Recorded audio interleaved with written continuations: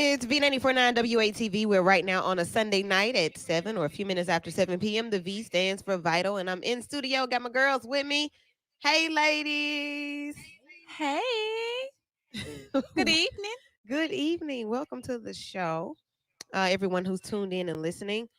And same to you. Welcome in, ladies. Thanks for sharing this beautiful Sunday with me. So I want y'all to know, listeners, I want you to know how hard it is to do a radio talk show on Sunday evenings in the spring and summertime. It This is is it is absolutely I want to be wherever y'all are that aren't in the station right now. I would like to be with you all. yeah, man. Like, to bring this vital information, it's vital, it's necessary. But you know, I'm a very introverted extrovert. And when it's some beautiful weather out, I want it. I want all of it. And then we're coming off of the heels of the Magic City Classic pre-show. That was the pre this was the pre-show, okay? Oh, I cannot give that full credit what happened this weekend, but it was an attempt. It was pretty cool. Did you all do anything? I was out of town this weekend, so I guess that speaks to my disinterest in what they were trying to do. I don't know. I'm one of those that plans for the fall, and Man. we all on the line waiting to reserve our RV spots, and so it was hard for me to follow suit with this spring deal. Yeah, it was different.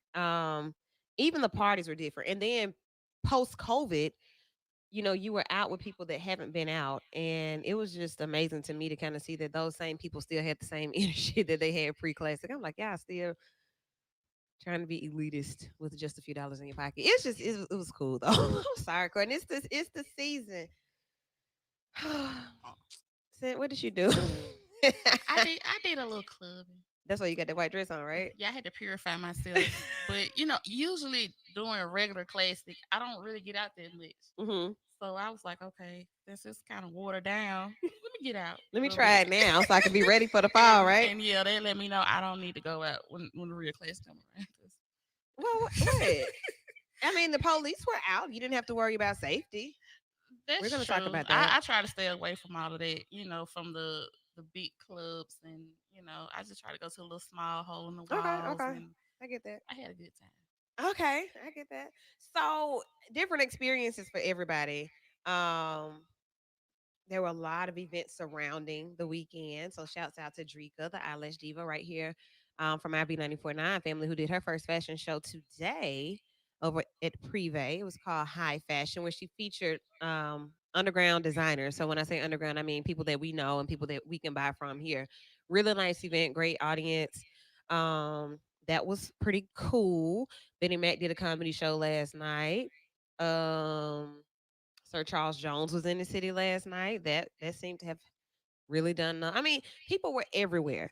So one thing that I did notice after the game, because I still went to Legion Field, still walked around. I have to see the vendors because I have to see what new state shirts come out. So I have to walk around. I didn't see any, but I did see some other things. I got an African print bunnet, so I can't wait to let y'all see that.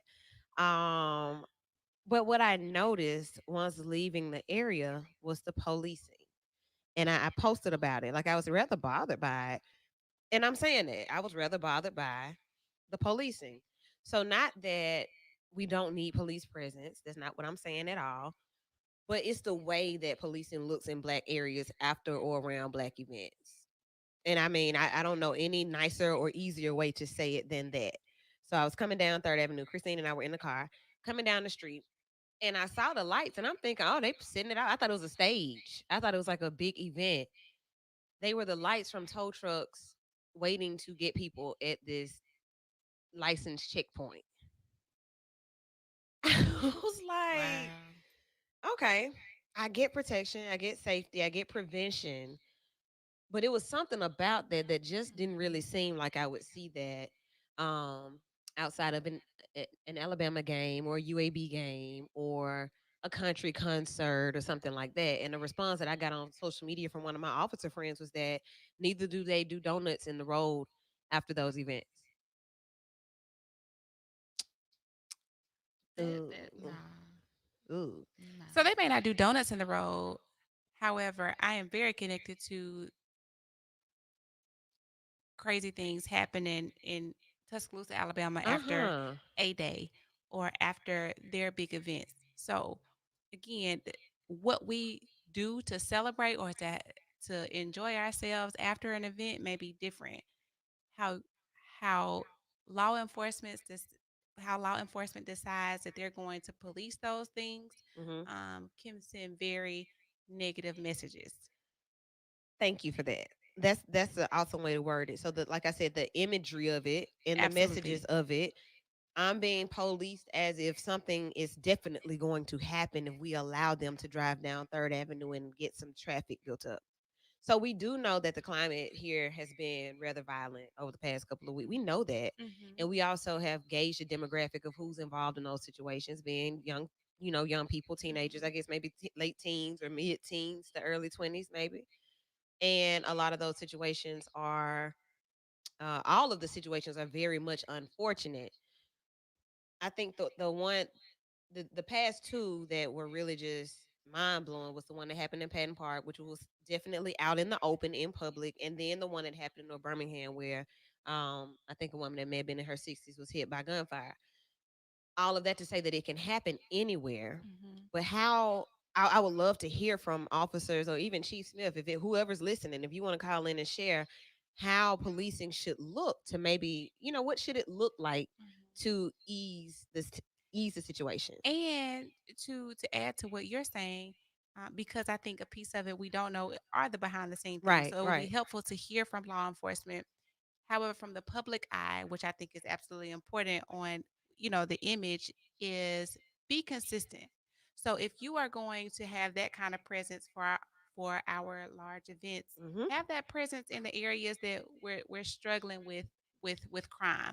Have that Right. presence, when the clubs are letting out on a Saturday and Hmm. Sunday, and show your faces so we know that you are there indeed to protected to do what you do. And it's not because, oh, we've got a huge gathering of black people that are So going to it's be going to be a around, problem. right? So that there are going to be issues. So just be consistent. And the streets are talking. So these people are What? Yeah. saying where the crime is happening. They're getting on Facebook Live saying these people are here and there. So set up there.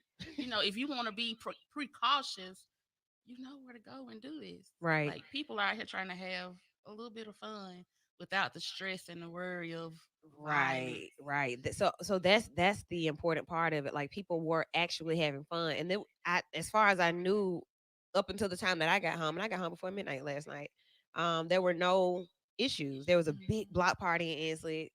No issues that we heard about, other than the fact that they didn't have the right permits to do the event, but they showed up and turned up, and that's kind of what it was. Then today, I was on the road headed to the fashion show. And when I tell you like 100 four-wheelers and bikes, I mean that I got excited. Like I was like, oh, I'm We off for the rest of here. the week. This is it. I was super lit. Video is on my page right now.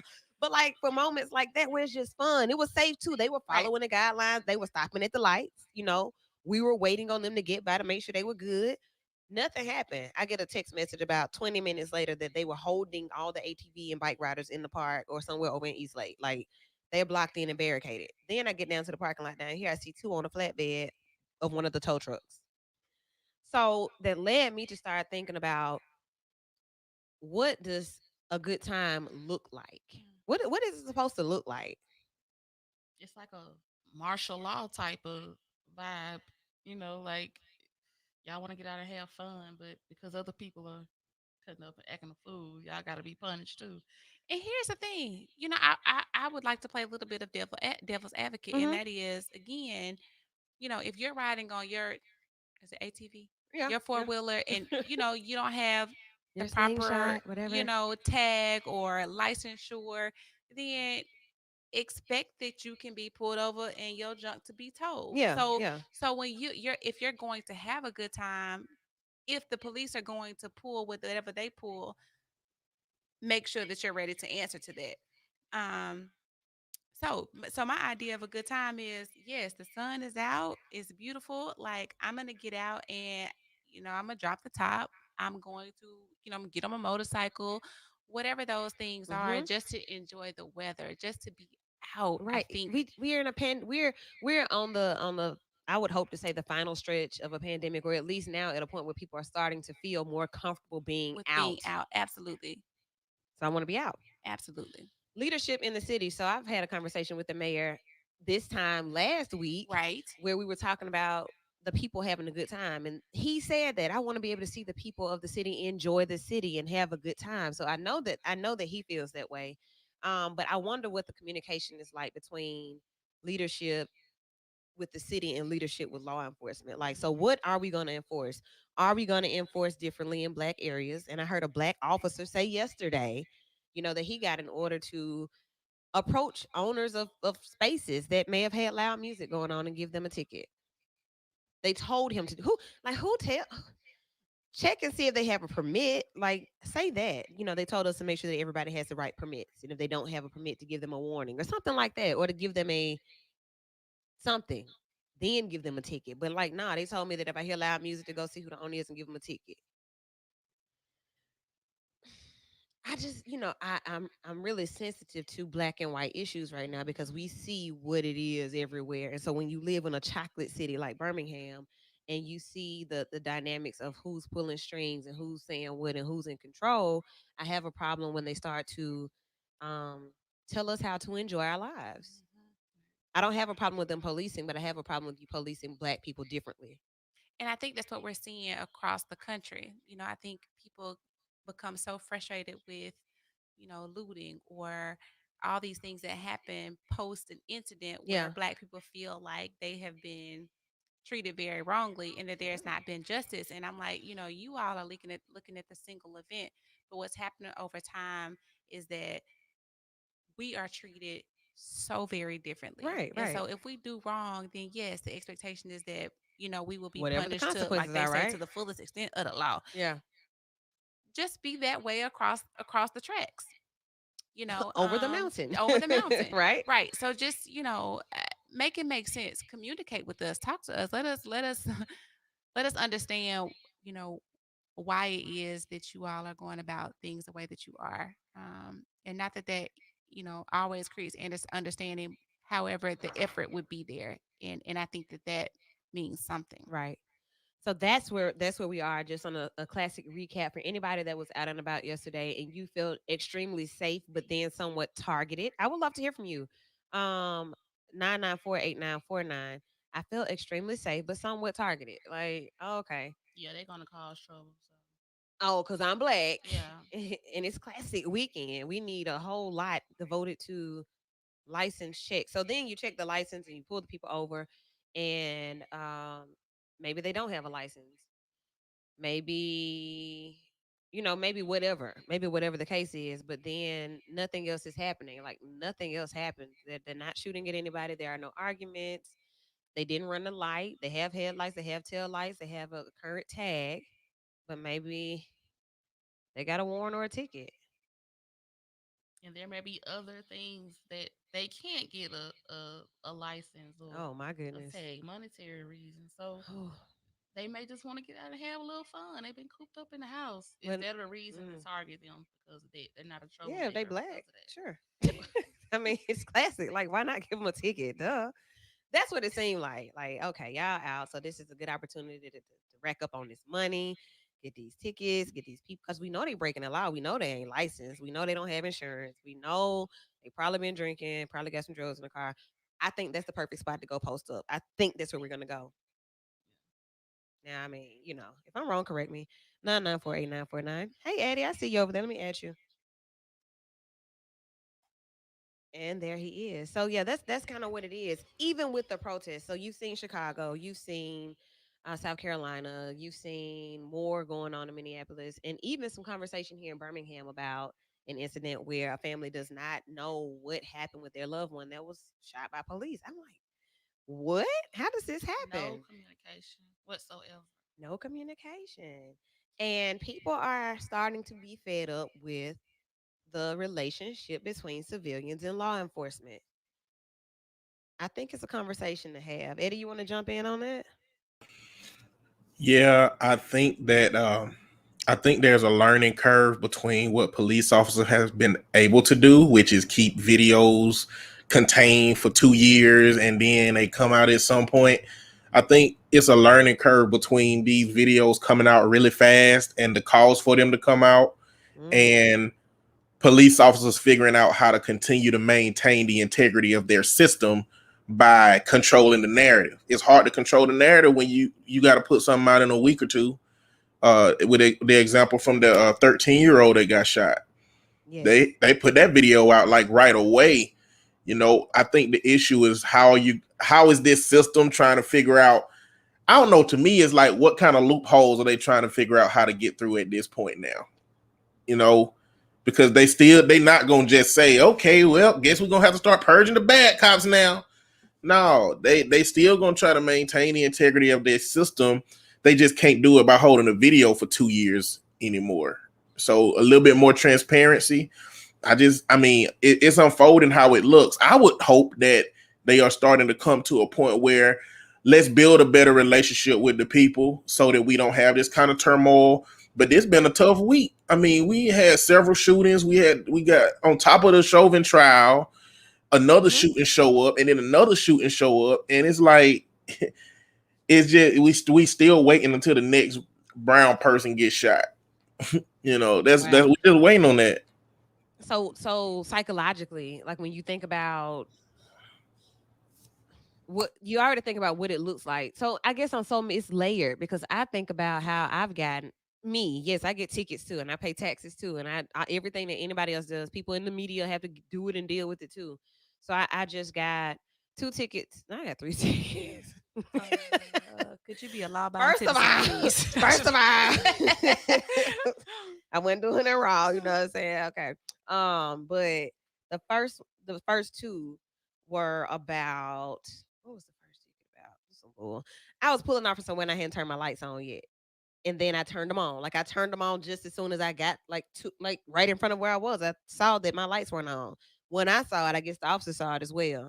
So okay, you want to come give me a ticket? They on now. They're on. Hey, how you doing? They're on.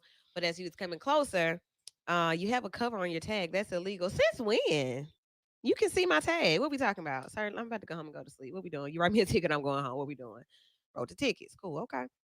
Um, and then the other one, it was my fault. I was going a little fast in an area. So I will hold myself accountable for the things that I'm doing that may not be right or that may be a little, unacceptable without a problem. But if I'm out somewhere with my people and we're having a good time, nobody's doing anything, and we've gone about the right way, we have concealed beverages, we're not breaking the law. We're just living life, and that should be okay. So these are 2 different conversations. If you do something and you understand, like, okay, I did something. I was going 15 or 35. That may be a problem. Or you know, what else do people do? You made a U-turn where it said don't make a U-turn. That's the first ticket I ever got. I did that before. I was like, dang. But I knew what I did. Right. So I went to court, paid the ticket. And I know that happened in another jurisdiction. They arrested your girl. Because I figured to appear, I didn't know when to go back. I had a newborn. She was crying. I bust the U-turn. So I will go before whoever and say what I did if it makes, if I know what I did. But if I haven't done anything, I would expect you not to profile me. That's what I'm saying. That's a problem for me. So I don't know how you all feel about that. I don't know if you feel comfortable in the skin that you're in this world, but things like that really bother me. One of my police buddies, he told me that the traffic violation book for police is very, very thick. He said that you are always doing something on the road that you can get a ticket for. Always, because that's just how thick the book is. Just so much. You're barely doing anything perfect. And he was basically saying that to say that a cop can pig you for anything. So I think the issue is the discretion that the officers get to do that themselves. Because if you look at black community and minor traffic stops and the statistics of how that happens in white people ain't just driving better than black people. Right. They might be sitting up all the way straight, but exactly, like they might be in a flag. They might be in a 2020 something versus a 2000 round body Caprice or whatever they got, you know what I'm saying? But they not just driving better. The discretion of the police officers is the same reason that white people ain't getting shot unarmed, and not only that, but able to do stuff like have guns. And the FedEx mass shooter that just happened, like they can go home without Right. a scratch. But black people are in this situation constantly. Like the discretion that they're able to use when they engage with different people is a problem. And the fact that they can behave themselves with one group, but they can't with the other group, means that the system that they're using that discretion within is broken for themselves. I don't know how you really fix that or measure that, but like, it's a problem. Oh, it's absolutely a problem. And I'm wondering just, what our listeners and our people are thinking about. Like, as you move around, are you comfortable? Like, just a simple question. Like, are you watching the Derek Chauvin trial? You're hearing different things and seeing that happen and hearing the excuses being made for the murder of George Floyd. Yes, I said that as well. Um, are you comfortable? Do you feel safe? Are you secure? Do you feel like Eddie said, when I'm driving, you're doing your best to stay protected and to protect those on the road around you. But do you truly feel safe? Do you know that you're not breaking any laws that can get you pulled over? Um, being basically put in the line of fire because you got some air fresheners hanging from your rearview mirror. That just happened. Like, Yeah. do you know that you're safe? Or is it more so that you're black and you just don't need to feel safe, period? And that creates tension between the police and people that's pulled over, because a lot of people are just afraid, even though they may not be doing anything. It's just that fear of, if I make one sudden move, I may be dead. Yeah. I'm going to be on CNN. I'm going to be another story. So it creates nervousness. It creates fear, and it's like, okay, I'm already trying to do right, and I'm just trying to enjoy myself. I'm riding That's around. it. I don't know if the next second I'm gonna be dead, because I didn't raise my hands fast enough, or I Or reached should for I my have raised my ID, or hand? right. I was talking to an officer friend of mine, and he was trying to share with me what goes to the mindset of an officer when they're attempting to pull someone over, or any kind of interaction that law has with a citizen. Mhm. And so, while I was gaining some perspective from that side, I also was trying to get them to understand we come with a deep rooted sense of fear, and a whole lot of other things that are just Right. that start to surface for us the We are moment naturally that those traumatized. lights go on. Yes, Right. I said so. Everything that you're starting to process as an officer, I'm not minimizing that at all. I said, but you all have got to have some brain capacity for what goes through the mind of a black, even if he has a warrant, even if he is in the wrong. I said, you pull someone over that is of white descent, and I can assure you what comes up for them is not nearly No, compared no, to no, no, what no. comes up for us. And so I said, when those things start to happen, I said, physically our bodies go into fight or flight. And I said, so there are some of us that can rationally, be in a position to prepare ourselves for what may come next. And I said, and there are a whole lot more of us that we are going to be reactionary, and Wow. I said, I'm not making either side right or wrong. I said, but there has got to be some level of wanting to understand that from an officer, because this is your job. You Hmm. know what I mean? And not saying that, you just signed up to for whatever, but I think that you do have some responsibility to be able to be able to take some of that in for what happens to us when we're pulled over Was this a again. black officer? Right, wrong, this is a white officer, Okay. and we have some very candid conversation, and he's really open to being able to hear some perspective, but just kind of enlightening that, I'm like, it's different, it's so different. And like I said, what happens for us, that fight or flight, man, that is, it's I don't it's I can't explain it, but a lot of times that's those things we start taking a whole lot of things when the lights go on. And again, whether I'm right, Mhm. wrong, or indifferent, what happens for us is very different than what happens for others. And you say we're gonna take a quick break and then be Willie. I'm gonna come back to the phone lines for you and anybody else after we take this break. But you think about the temperament of people. Like, yeah, some people are just going to be fight. Some are going to be flight. Some are going to be free. Some people aren't going to know what to do. It depends on what's going on. I don't know which one of those I am. And I saw a video from a police officer, and he said a lot of policemen forget 90% of our training is communication, not force. And that's Okay. what a lot of people aren't doing. That's a good one right there. We're gonna stop there, take this break. Y'all, the phone lines are open. Good conversation. A topic that I'm sure 99% of us can relate to. So if you want to call in and just share your opinion or either post it in the comments, do that. We'll be back in about 3 minutes. V949 WATV, where the V stands for vital. This thing don't even work. Charging my phone.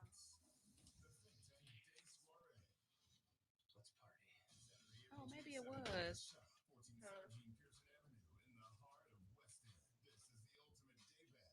Oh, it is charging. I don't even like my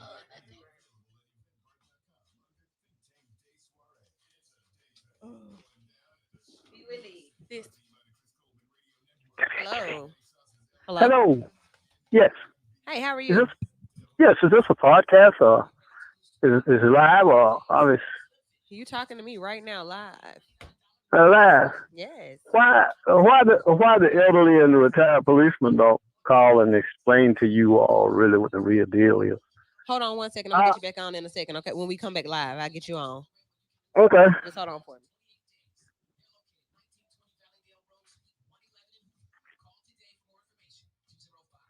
Jackie, thank you for that as well. That was because one of the phones or one of the devices in studio was turned up, so you heard the feedback. Okay. What was happening? We're not on. She We're not on yet, are we?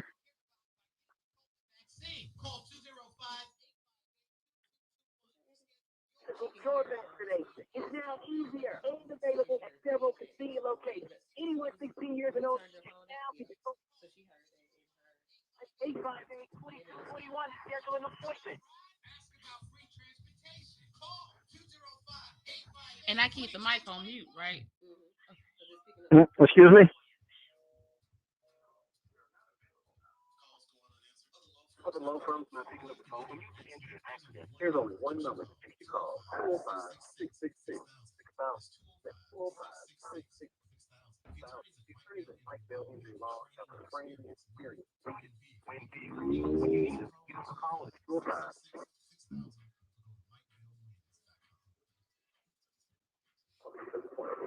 After the 2020 was just bad, everyone could use someone to talk to.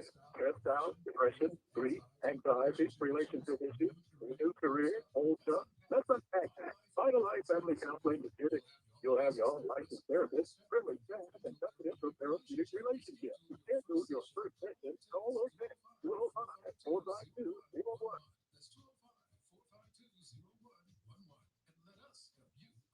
Unpack Vital Life.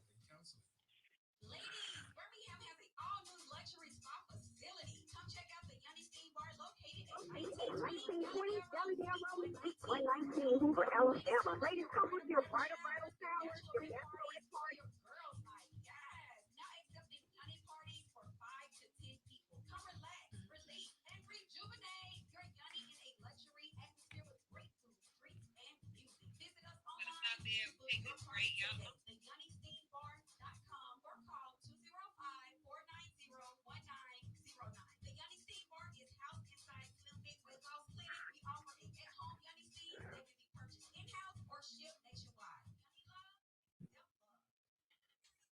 V949 WATV, where the V stands for vital, on Sunday nights at 7 p.m. And we are having a very personal conversation about law enforcement, kind of based on some experiences. Well, not kind of based on, but definitely based in part on experiences and observation from last night and how policing appeared. I want to go to the phone lines. I have two people who have been waiting patiently to join in with us. So let me go here first. Caller, you are in with the Abby Award winning Vital Show, which has been on the radio for 13 years as of April 6th, 2021. We started in 2008. So welcome for the first time. What you got for us? Hello, caller. Hello. Hey, hey. Look, there's nothing new about what's going on now. Right. I'm 70 years old, and the same thing that was going on, police relationships, was going on when I was a teenager. Yes, sir. But when I was a teenager, and I had police experience, patrol experience, but this wasn't required reading. I read Soul on Ice, Okay. written by Black Soul on Panther. Ice. Yes, ma'am, All written right. by Black Panther, 1969. Yeah, Okay. I graduated from high school. Wasn't required reading, but now nothing has changed. She Gotcha. tells you in this book Mhm. that and we know this. The police, Mhm. see, there are unwritten rules. There's a priority. They really work for the business community. And the consumers and the citizens are last on the priority list. No book is going to tell you this. I know this person. I used to be a policeman. And yes, ma'am, they do. They police different in white communities than black They communities. sure do. Mhm. Yes, they do. I'm telling you this person. Now, you got all these knuckleheaded policemen who retire, living out their retirement from other cities and everything. And I'm listening to you all, but it's an assault to me telling you what your police friends tell you. Mm. They live off the masses. They're not going to tell you that. We appreciate Our your society, realness. Mhm. our society is a society where the big fish eat the little fish. Now, as far as the upper middle class and the Mhm. super rich are concerned, the policemen are nothing. They're expendable. They're slaves, and they really are. Okay. Wow. But they work on behalf of the business community. Thank you so Bobby much. Seale of the Black Panther Party came to the University of Alabama and spoke in 1996. Uh-huh. As blacks he told you, as blacks migrated to LA in the 60s, the white businessmen recruited white males from the South as police officers. We know the results of this. Right. Ain't nothing has changed. You talk about this being a chocolate city in his ear. Do you know foreigners own more businesses than we, Yes, sir. blacks in this city? That's by design. Now, you don't have black politicians, intellectuals, that say there's a lack of self responsibility on the part of blacks. No, Mhm. ma'am. No, ma'am. This is a policy that involves the business community and law enforcement and the educational institutions. I appreciate that. Yeah.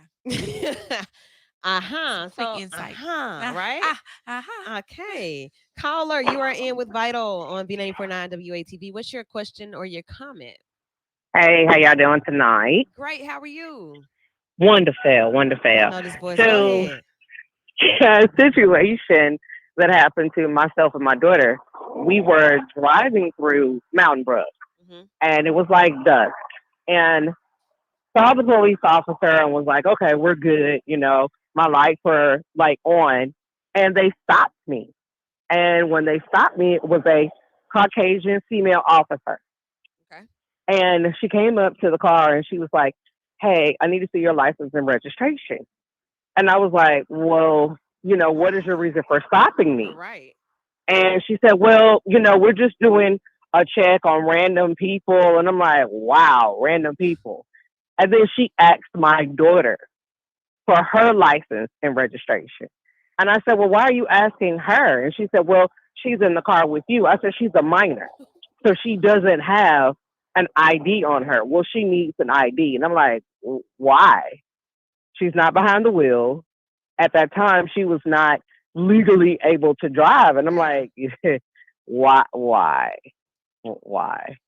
Why are we doing this?" Hmm. And she couldn't answer the question. And she gave me my license back and she was like, "You guys just have a great night. Turn your lights on." And I said, "My lights are on, officer." Like, what are you talking about, lady? Like, legitimately, what are you stopping me for? And it was just like, and my daughter was like, "Mom, that felt really weird." And Hmm. I said, "Yeah." She was like, "She had no reason to stop us because you weren't speeding." So she And didn't give for you she never gave you a reason. she never gave me a reason. And it's like, why did you stop me anyway? My lights were on. I was driving the speed limit because it is Mountain Brook, Yeah, yeah, yeah. and I saw you. So it's not like I looked and, sped up, or I looked and reduced my speed, but you stopped me. Wow. And I never got a reason. But you live to tell the story. Right. I live to tell a story. Which So, which is not any type of reward. I don't, like, thank you, Jackie. Yeah. You're welcome, Boo. And what kind of fear that creates for her daughter. I mean, Right. But so like when things like that happen, you don't really want to jump in and be like, so officer, what can you explain to me what like why am I you almost are afraid to do that. Like you want to know, but then it's kind of like, well, when do I ask? If you let me go, should I just let me go? Or do I really need to understand, ma'am, did you pull me over because I'm black in Mountain Brook? Is that why you pull me over? Like, can we do that? We shouldn't do that? I, I think we should, but Well, we can't? it's Is that what you're like saying? what comes behind it? What punishment comes behind it? Because, in the videos that I've seen where people ask this, well, why are you doing this because I'm black? And then it's Then now like it gets I'm worse. resisting Okay, arrest. well, you're gonna get arrested for what? I don't have to tell you anything, and you still never get an answer, but you get punished for it. Mm. Y'all got anything else in studio? We got people calling. To Hey, respond to the Hey. to respond to the first gentleman, I wish that I had more to lean on other than the input from my police officer friends. I mean, I wish the police officers who have gotten out of the system or who retired or who have experienced the tragedies in this system and the things that create what it is, I wish they were out here, bucking the system themselves. But the reality is, which I learned from my friend, is that people who get out of this system are so traumatized by the stuff that they experienced in this system that they worried about just stabilizing their own life rather than attacking a system that once they get out of it, they don't believe there's any solutions to even fix the problem. That I mm, mean, so I wish I had, you know, a system to where I didn't have to hinge on the little insight that people I've built trustful relationships with to tell me little stuff that don't help the system at all. I mean, somebody gonna have to speak out about this at some point. I mean, I don't. Again, the second situation, it goes to that sense of helplessness. Like, what can you really do? I mean, yeah, you can tell them, hey, you just pulled me over because I'm black, but they are the power in this system.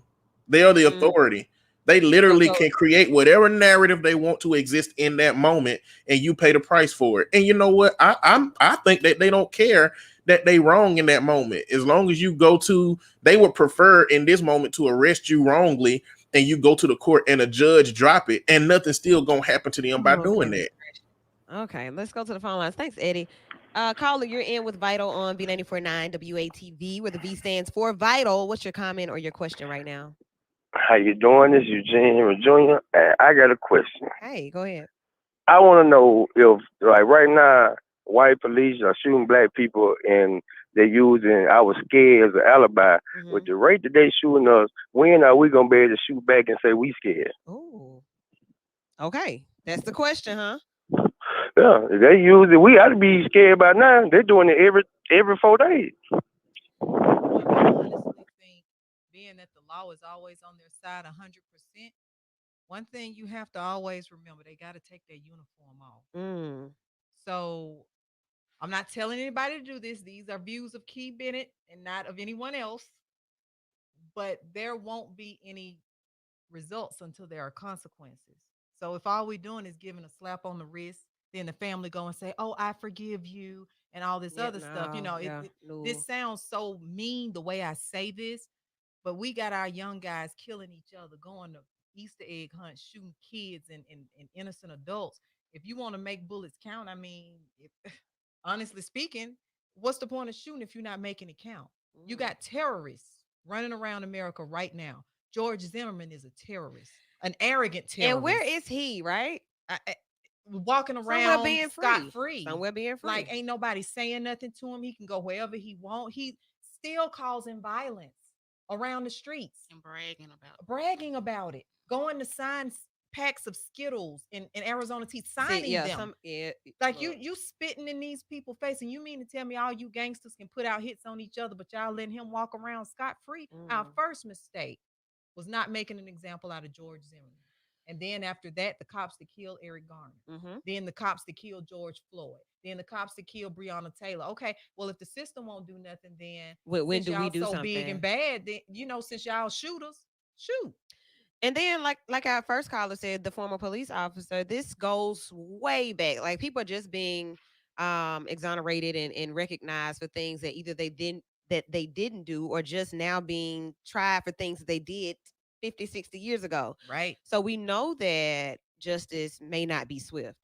But I mean, I understand what the guy said on the phone. Like, I'm scared too. My fear may not look like yours, but yeah, I'm very fearful. And I like, ma'am, do you know what you were doing? I'm black. Now, if we started giving that answer, then no, I don't know why you pulled me over. Is it because I'm black? I mean, I don't know. You like my truck? Or, I don't know why. What happened? And depending on the day you catch me, I could be militant, or I Girl, could be that one that just very passive and says, I'm tired. I had what a you long say? day. So What you what is it? say? Or I could be that one that Don't say a that I'm word. like my grandma, and I'm like, what it is.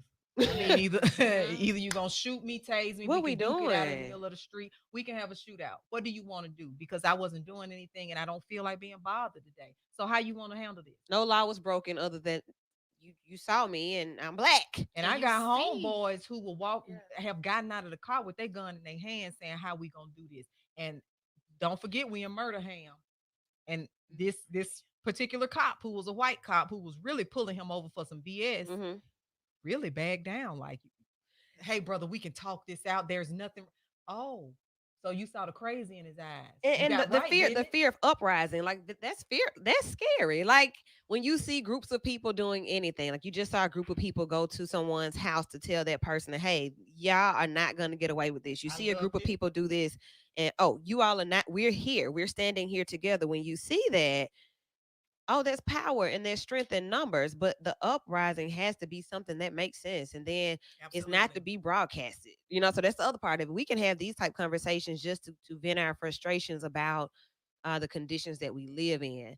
But as far as people really like putting their heads together, putting their hearts together, and really venting these grievances and doing something about them, that's a whole nother situation. That's Whole that's nother way situation. that's way bigger than vital. Okay, that's something that the masses has to understand, that we are collectively tired of being t-shirts and buttons and say her name. Like, no, I'm tired of that. Don't keep saying people's name just because they were killed. Like, say my name now so that people can know that this person is upset. She's upset. Say my name like that. And you know what's funny? We almost had that race war here, which was last year. Hmm. yeah. When we almost had that race war here, and it was so crazy.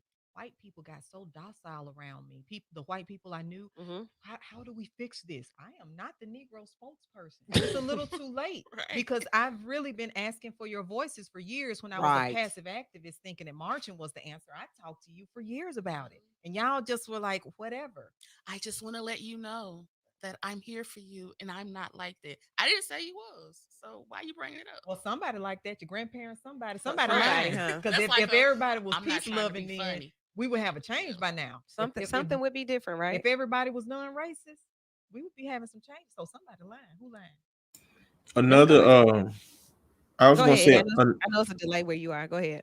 another dilemma with that, with answering that question that he had, is that America has made sure that we know that they have the authority to kill, whether it's the military, whether it's the police. They identify themselves as the authority who can do these things. And you as a black person even having the same fear, they never gonna validate you with the level of authority to do so as that person, and they gonna justify them and they gonna support them, and it's the whole system behind them that say that's what they're gonna do. And it remind me of a scene from Die Hard 3 where Samuel Jackson stopped these boys from killing Bruce Willis as a police officer, and said if a police officer die in the hood today, then it's gonna be 50 police officers with itchy trigger fingers tomorrow. So if black people just start attacking police officers, that's going to be the retaliation. The military going to be in Yeah. the hood. It's a That war. goes back But to that people don't authority. realize it's way more black people than it is police officers. And that's where our mentality is. We get so scared. It take one little thing and we back down.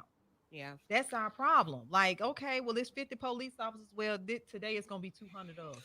Okay, tomorrow you bringing 300 of them. All right, we bringing 500 of us. But we don't have that mentality. It's just like in slavery days. They make one example and we, Yeah. oh, But then But I something that think said, hold on, Eddie. Something that said before we went to break was that officers are trained.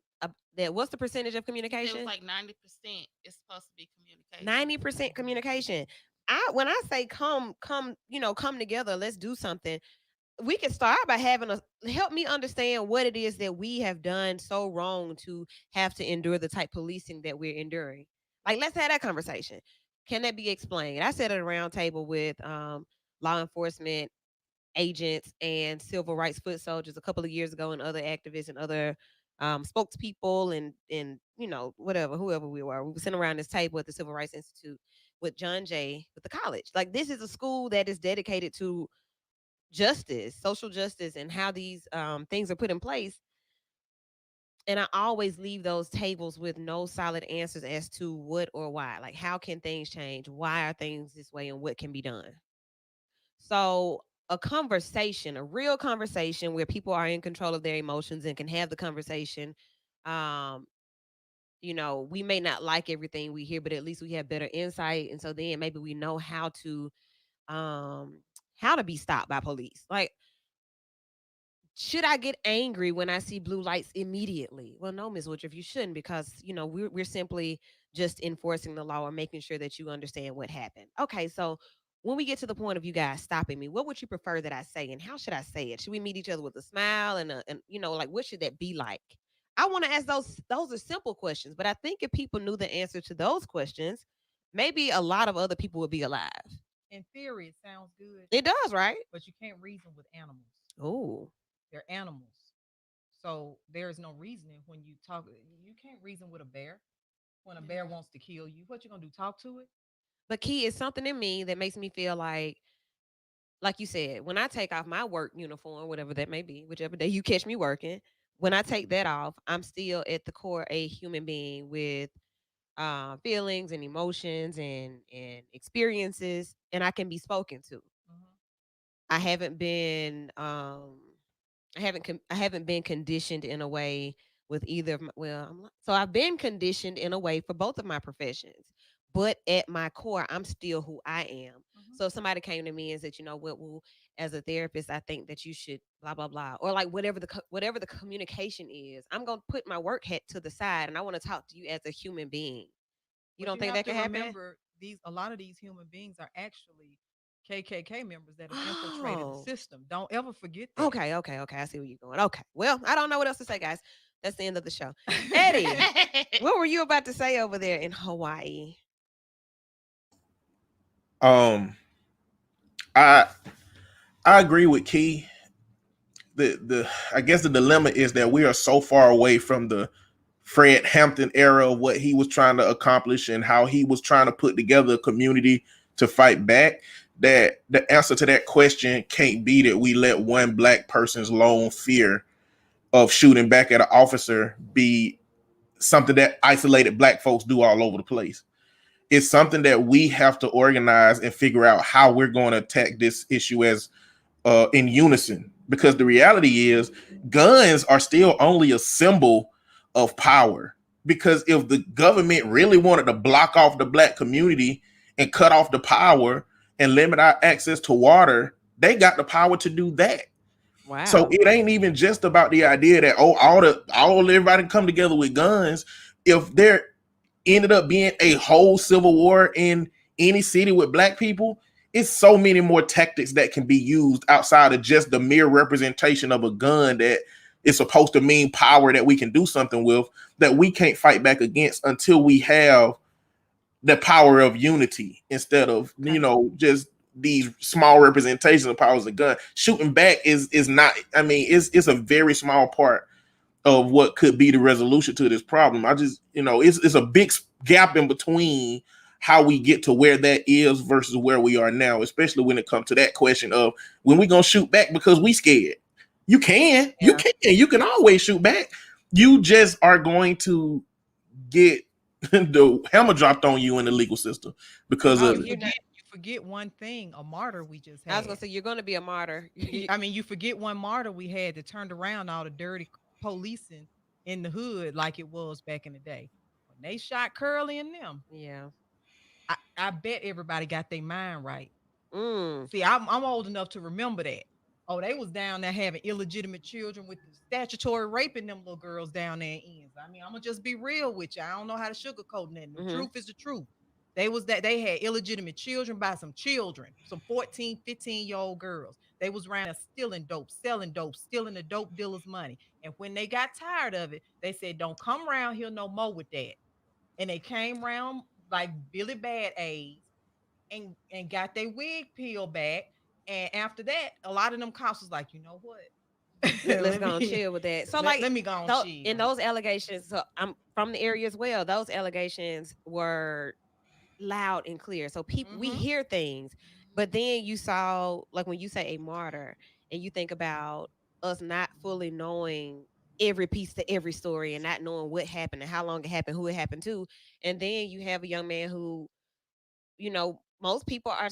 I wasn't there, so I can't say that. Well, this person was killed innocently. This life was taken. Like but what we do know is that a life sentence death sentence, a death Mm-hmm. sentence Mm-hmm. was the result of that. A But death the sentence. craziest thing, though, even though it was a death sentence, it turned a lot around over there. I'm not gonna lie to you that it made people think twice about whether or not they were going to mistreat our people like that. Okay. Do you get what I'm saying? Like, I'm not saying our police are 100% clean Yeah. now, but they ain't bullying and doing that stuff that they was doing back in the day before that event happened. And Right. I even think that I think we have two different things going on a little bit there because Mhm. Curly was an absolute dirty cop. Mm-hmm. Like he was grimy. Mhm. Part of my concern are these cops that you pull us over and in a moment you are already threatened or fearful because I look the way that I do. Yeah. And there's nothing else that you think about Which is a beyond totally this. different And so situation. there's a lot. So absolutely, when you start to think about the dirty cops, yeah, I mean, I definitely absolutely see that that's one concern and one issue. But some of these others, some of these cops haven't even been on the force long, and some of them have, like Mhm. Mhm. what happened in Minneapolis recently. Um, but again, I still feel like there's such a systemic issue within law enforcement, um, that's so much deeper than eye for an eye. For Um, sure. For so sure. again, I don't know how we handle that. And then the other part of it too, I want to be very clear with our listening audience that as journalists or as a journalist, I'm the journalist. My panelists are panelists. But as a journalist, you speak on facts. I don't know any of these people personally. I don't know Curly. I don't know any of these people personally. So I don't know anything outside of allegations. So I dare not report any of that. But what I will say is based on street talk, like Mm-hmm. streets Mm-hmm. talking. There are things that people say and there are stories that have been told where people have been able to draw their own opinion and conclusions about the behaviors of those who have been a part of these particular situations and so many other situations and so many other principalities and cities, municipalities and cities. Like you have heard about people that we can call by name, at schools, at different places that they work. You have heard the stories about different people doing their jobs. What I want to be clear on is that this conversation stems from being black and policed. Mm-hmm. Period. It's about being black people and how we are policed as opposed to how other people are policed. Now, then it comes the question of, well, who do you call when something happens? So we're going to take a break and we're going to come back and answer that question. And it's also the third Sunday. So we're going to talk about how this can move into relationships. We're going to pivot the conversation right here on B94.9 WATV. And we have to remember where we live too. We live in murder town. These cops ain't gonna Right. take we My it, my children's dad, the day it happened, he said, "I promise you." I said to myself, "Early gonna come out here tomorrow fucking with me. I'm gonna kill him myself." And he was like, "When I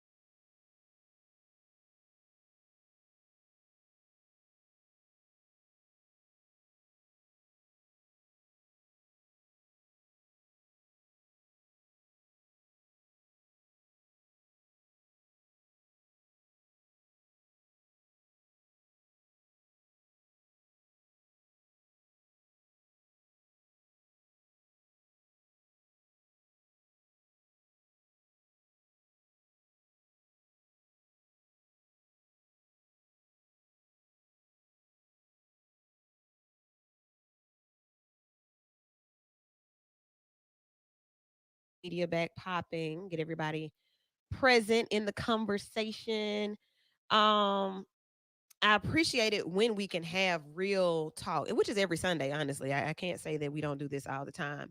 But when it comes to the matters of um the culture, matters of the heart, where we can relate personally, which we can relate personally to all of our topics.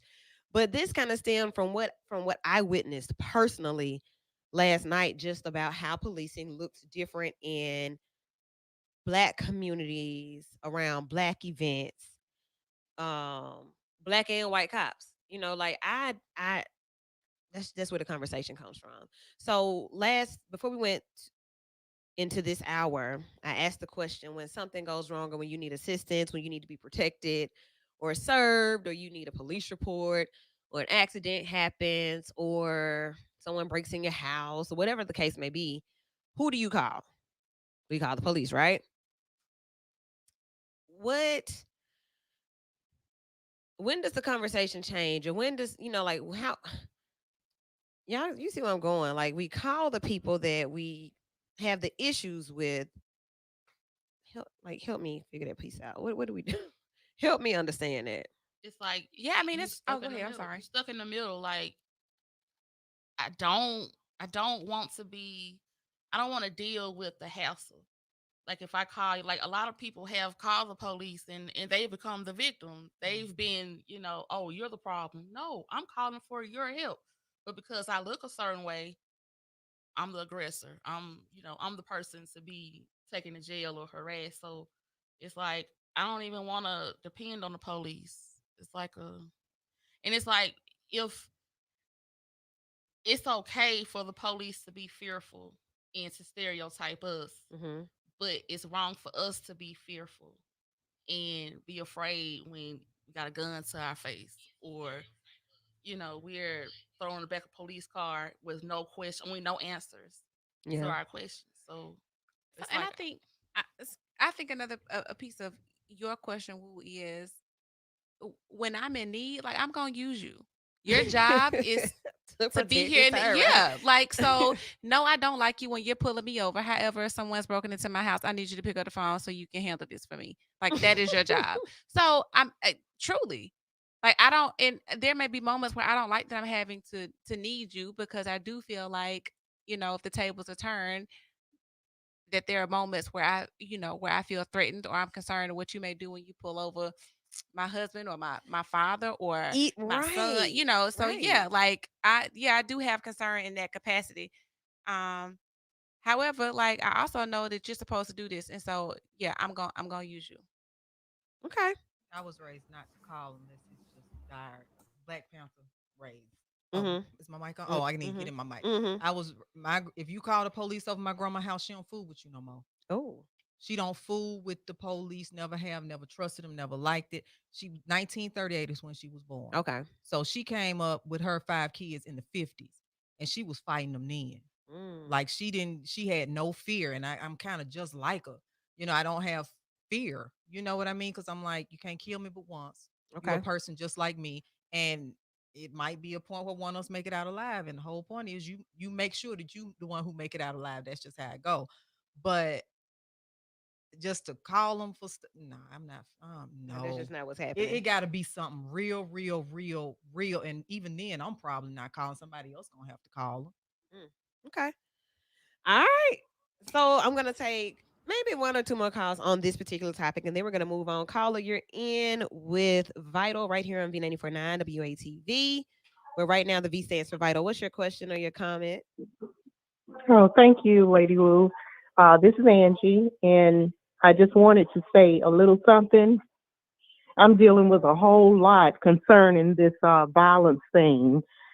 Um, we we got to do something about the black on black crime that we have here in Birmingham, and this culture of no snitching. We got to do something about that. We must, because we're hurting, and we're hurting as a community with our young people really just being murdered.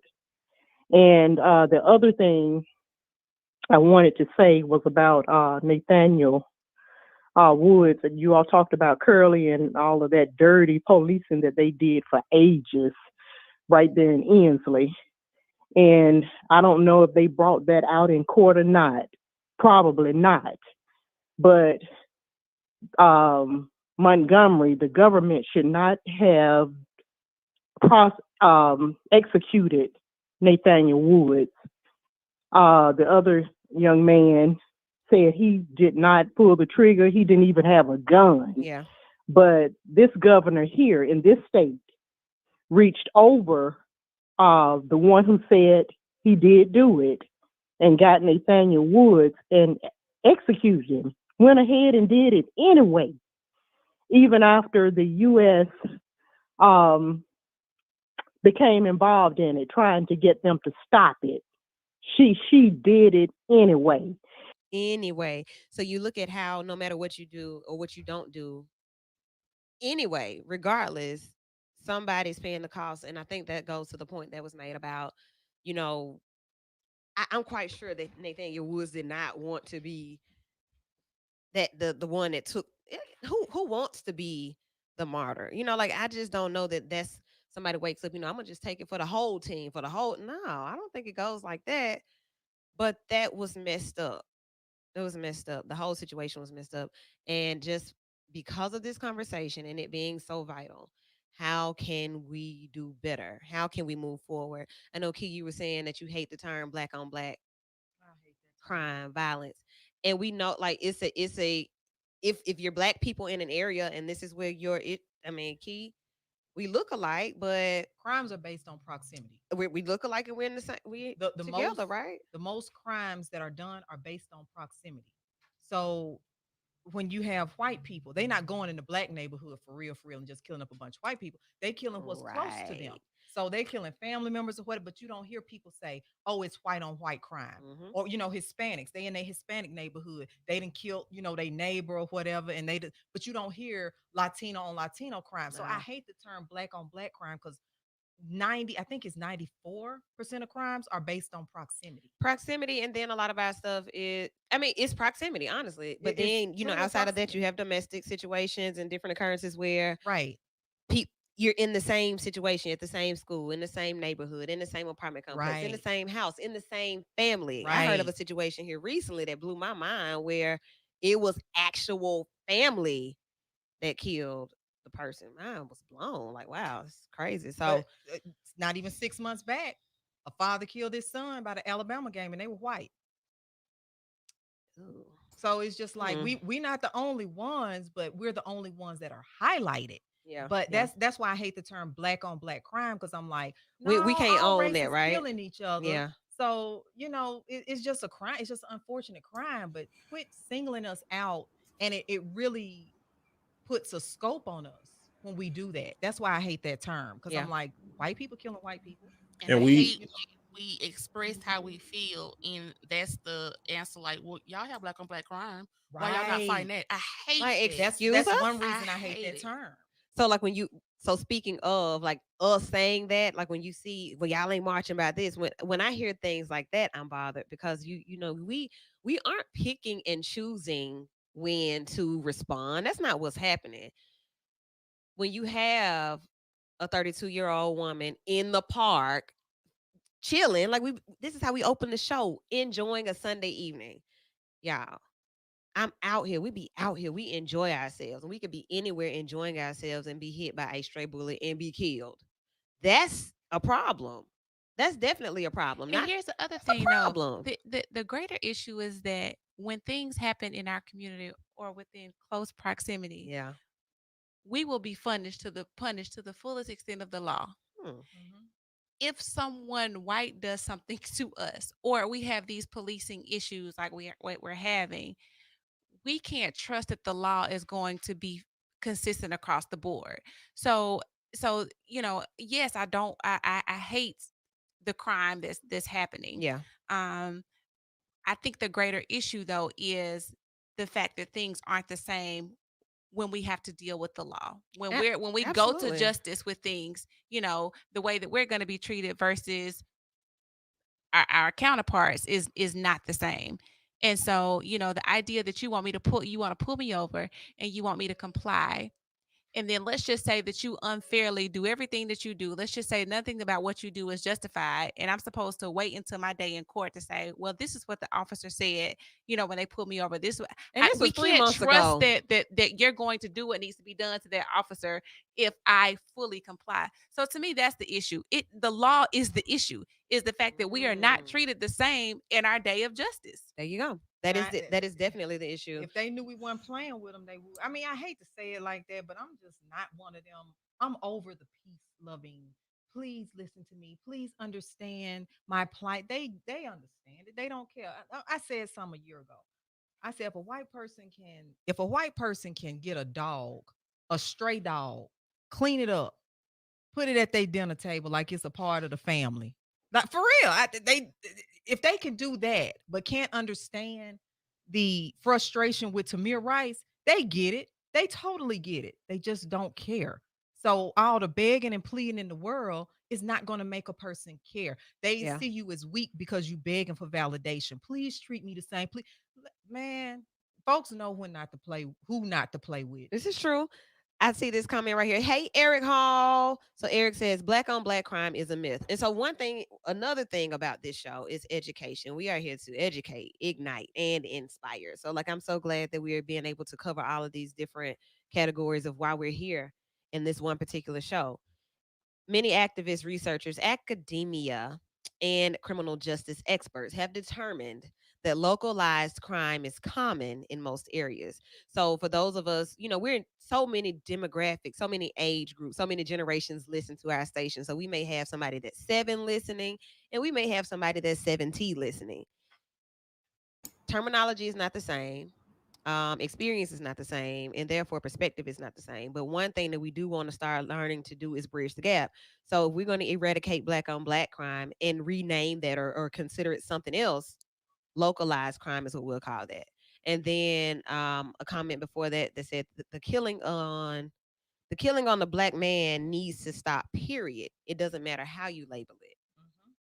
So I'm with both of those. Thank you all for your comments and your feelings on that. More comments are coming in. I'll post those so that you can read them and share with the online conversation. I really appreciate you all sharing, getting it off your chest. Honestly, I feel like that's something that a lot of us ride around and walk around with often, just trying to figure out how we're going to go and do what we normally do and get back home safely. Like we have to map it out on a daily basis. I'm gonna drive this way. And when I get up, I gotta make sure I don't have no bottle in my car. I gotta make sure my headlights and tail lights is okay. I gotta make sure my tag is right. Oh, let me make sure I got my license. Oh, snap. Let me make sure that so and so didn't drop their weed. And I mean, you just thinking about everything. Let me make sure I'm sitting up straight. Let me make sure I got my seatbelt on. Homeboy pulled me over one time. Once. And what happened? It didn't happen again. It will never happen again. They pulled me over one time. When they came to the car, I didn't ask, what'd you pull me over for? First off, I never asked. First off, you finna follow me home because I'm a block away from my house. Okay. So once you follow me home, I'm gonna let you know I live here. I'm finna let my dog out the back seat to pee. When I finish, then I could talk to you. Now, what is it that you want that was so imperative that you had to pull me over? Because I know I wasn't speeding. So what is it? Well, I saw you just turn off of Linden. I said, does the street close after midnight? Is it a law that I don't know about? What is it? Well, I mean, I just wanted to make sure everything was okay. I said, well, is it a crime for me to go deposit in the bank after a certain time? I mean, let me know. What law did I break, or is it something that I don't know about? And why are you at my house now? Yeah, I didn't know why you came here. I said, and now I'm at home. Why are you here? I'm really bothered. I said, I'm trying to go in my house. So is it something that you need? You have a nice night, ma'am. You do the same, rookie. Because every other cop know who I am. Don't play with me. That's enough to close the segment out. Thank you, Key. Let me add a little comment real quick. Note, that's what it is. Okay. So you choose. Well, honest, let's do this before we go. I'm gonna take my I'm gonna only put on my radio hat right now. I'm gonna take off any other hat that I wear, and I'm gonna talk to the therapists that are part of the show. Courtney Shields and Ready Eddie. Can I choose which F I'm going to be? That's good, Woo. Which F am I gonna be today? Which F am I gonna give? Am I gonna give Courtney, you don't know where I'm going with it. Key, None. which F do I give today? None. Or am I going to fight? Can I choose that? Can I choose to freeze? Can I choose to fly? Can I like? Absolutely. Okay. You always have a choice. So it is a choice. It's not just a reaction. Ready, Eddie? It's not always a reaction. I think it's an immediate reaction, and then it changes from there. To a choice. Yeah, to a choice. I mean, it's an automatic body response. So Sure. just learning how to manage your anxiety, which is basically fight, flight, or freeze, is something that you have to learn and strengthen that skill. If you don't strengthen it, then you'll never be able to control it. But at some point, your natural body response can change to reacting more appropriately with training, that skill. How do you get training with being pulled over? Yeah, I mean, you don't get any training with being pulled over. I mean, in that was itself, like in that that wasn't action, directed at you you, know. Eddie. I'm just saying. Yeah, I yeah. mean, like, yeah. Speaking. How do you prepare yourself for that type of moment?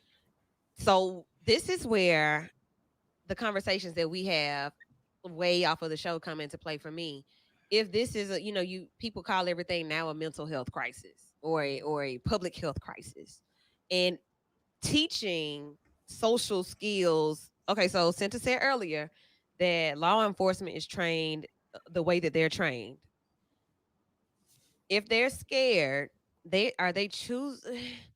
Y'all, this is one of those conversations where we have to really start thinking about the mental state. Is this a mental health crisis? Is this something where therapists and mental health professionals get in and have conversations on the mental side of how you respond and like what happens? You know what? Police are bullies. A lot of policemen like that are bullies. And you have to treat all bullies the same because they sense fear. So Oh. when they walk up on you and they sense that and they finna play off of it. But when they walk up on you and you like Right. what it is. And if you're that fearful, Just you like don't any need that bully. job. Yeah, That's not the and job just for like you. any bully, they're gonna be like, wait a minute, I might not be able to push this one around. This finna Right. result in some Nah, crazy. go home. Go on. I don't even feel like Go- going go. through all that paperwork, Go. man. Just go. All But right. for real, I mean, I'm not saying fight the police, but don't let them see you sweat because they feed off of that because they bullies. A lot of them are just bullies. They get pushed around everywhere else. So when they put that badge on, they want to push somebody around. Oh no, not today. Right. You've been bullied Nah. in high school and you get this job and I can tell you I what to shall do. not be bullied. Like, Right. No, you're Okay. not gonna take it out on me, sir. I don't think we should take the bait that they're actually scared. They have no logical reason to be scared. They Exactly. have the gun, they have the power, they have the system and the state and the government behind them. There is no logical reason for a police officer to be scared because they pull me over. There's no reason to walk up on me with a gun on their back. They want to tell us that, bad cops do these things at such low rates that, you shouldn't count the bad cops, but they walk up to every black person with their hand on their pistol. I think them being afraid is the cop out that they use once they've done something they ain't got no business doing. And the system will justify them doing that because, the system says, well, they just want to go back home to their families. And so do we got to stop taking the bait of the idea that they're actually scared versus using that as a tactic. If they are afraid of us, they are afraid of black people as a culture. They aren't afraid of that one individual that they walking up behind. They have these predetermined stigmas and ideas about this culture because they think we're more violent, which is go back to the last point, my issue with black on black crime as a rhetoric. I do think it matters how this thing is labeled because black skin has been demonized for a long time. And black on black crime was a marketing strategy to make all black people violent. Another thing the lady said, I think, is she said, we got to do better. I ain't killed nobody.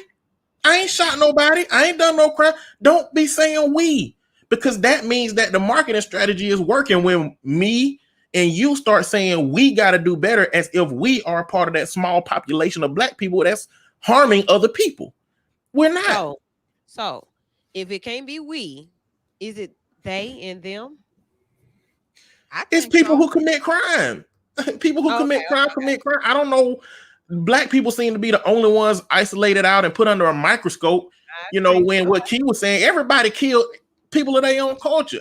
Furthermore, there's no way to stop the violence of any group against another group. Like, I don't, people think that somehow black crime's supposed to turn into zero.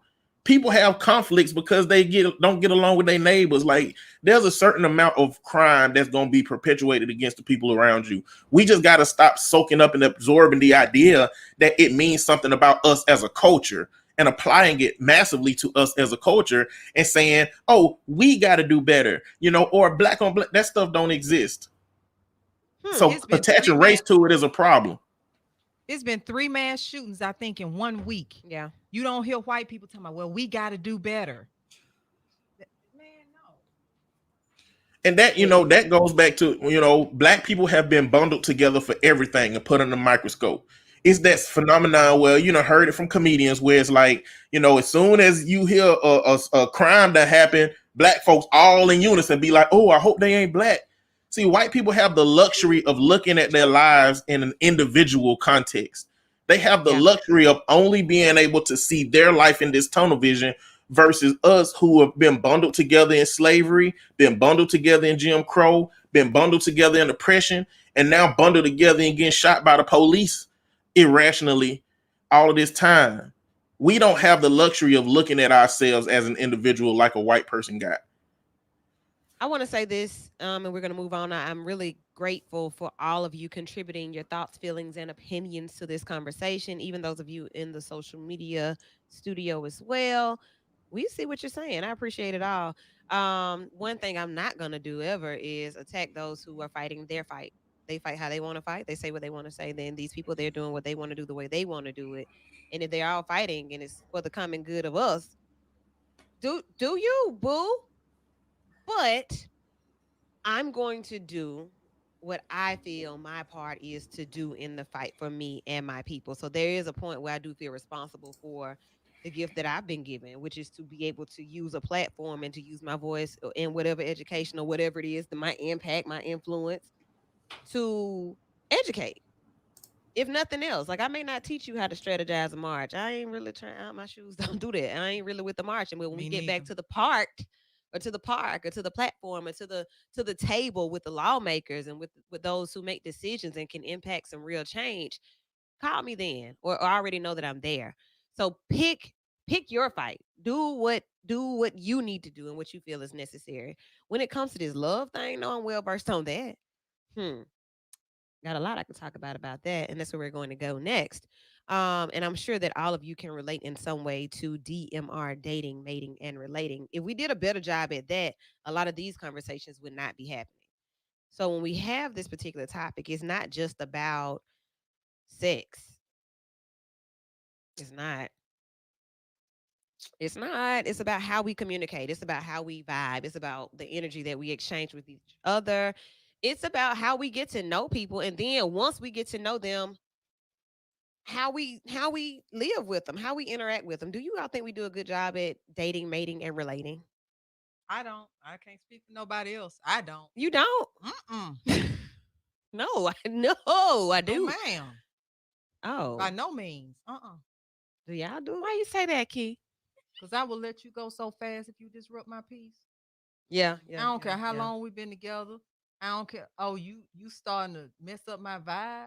Like I can't wake up every day happy because you over there in a funk. Ooh, Oh, you got to go. okay. No, dog. So most people be like, you act like a dude, but it's not acting like a dude. It's just knowing the value of peace. The value of That is peace. that is priceless. Do I want to sit here by myself in peace and Mhm. have my own little bubble of peace, or do I want to deal with somebody who finna disrupt that? It's not worth it to me because I've seen women drop dead of heart attacks dealing with stress of a relationship or a marriage. Oh no, sir, not the kid. So let me ask this. So, and I absolutely can see where we should not allow people to come in and just disrupt it all. Do you have, is there some grace there? Like, Yeah. can he, so then how do you know when there's the moment of, okay, yeah, not now you've overstepped your grace boundary? When it becomes a habit and a choice. Okay. Like if we have discussions and I'm like, hey, yeah, whichever situation might arise, this is bringing strife.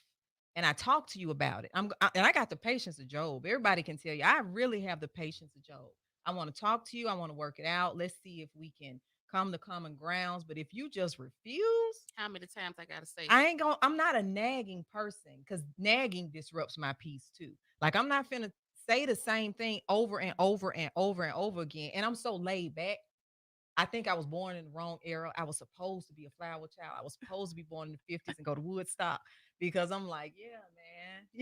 Like whatever, man. So okay, so you do have it. It's just that you absolutely have you know what your boundaries are, And I stick by and them you stick to that. because if it's getting to the point where I'm starting to get stressed, Right.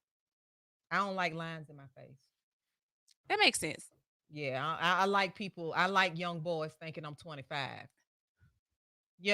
That type thing. I like that. What? You bet. You bet. Oh, what did I miss? Because Key came so strong, so I'm like, I was just asking, was there a space of grace in that? If you Like no interrupt, curtsies? right? Like if you interrupt my piece, then Yeah, it's absolutely great. But 'cause there's I do grace have there. the patience of Job. Okay. I don't mind talking to you. Let's have a conversation. Because I ain't just, oh, you did this. I don't want you to know. Nah, let's talk about this. I done gave you plenty of chances. I give you chances, Yeah, man. okay. And it's just like if you just choose to be that same. Can I say Jack A on the air? Is that a cuss word? No, I can't. Okay. Well, y'all get the drift. A Jack A. it's not a cuss word. It's not a cuss word. Can I say that if you just a mule, if you a just donkey. insist on being a jackass about the thing, Uh-huh. I choose peace. I'm not Cersei Lannister. I don't choose violence. I choose peace. Okay. Okay. So thank you for that recap. What did you take from that?